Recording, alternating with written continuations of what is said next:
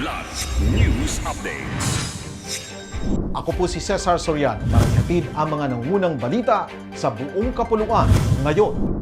Arestado ang dalawang hinihinalang tulak ng droga matapos makumpiskahan ng tinatayang 68 million pesos na halaga ng shabu sa isinagawang buy-bust operation sa Diosdado Macapagal Boulevard, Barangay 76, Pasay City nitong Biyernes ng gabi. Ayon sa Philippine Drug Enforcement Agency o PDEA, higit kumulang 10 kilo ng hinihinalang shabu ang nasamsam mula sa mag-asawang suspect na kinilalang sina alias Ron, 41 anyos at alias Bay, 32. Na-recover din sa operasyon ang mga cellphone, identification card, buy-bust money at isang sasakyan. Mahaharap ang mga suspects sa kasong paglabag sa Comprehensive Dangerous Drugs Act of 2002 habang isinasailalim sa pagsusuri ang mga nakumpiskang iligal na droga.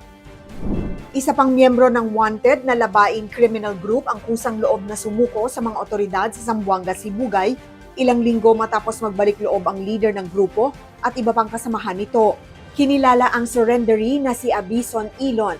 Naganap ang pagsuko sa pamamagitan ng pagtutulungan ng 102nd Infantry Igsoon Brigade sa pamumuno ni Brigadier General Samuel Yungke, Zamboanga Sibugay Police Provincial Office, Police Regional Office o Pro-9 at lokal na pamahalaan ng Tungawan sa pangunguna ni Mayor Angelito Aninyon.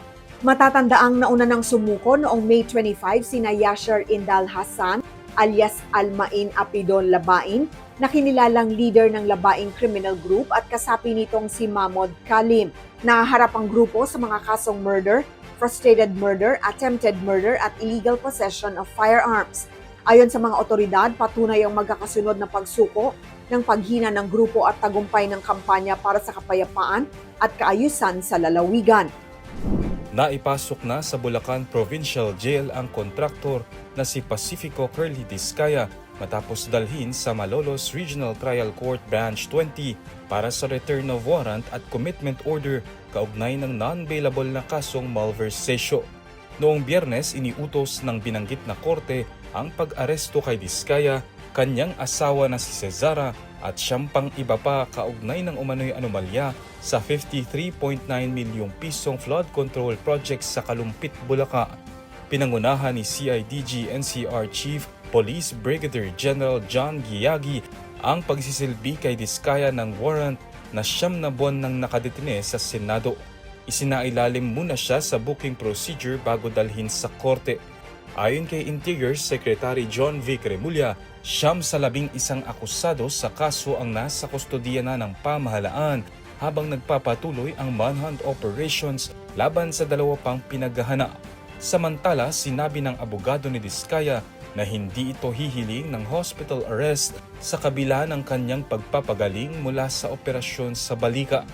Handa rin umano itong pangalanan ang mahigit 150 katao na may kaugnayan sa umano'y flood control scam. Ako po si Cesar Soriano, kasama nyo sa bawat pagputok ng balita.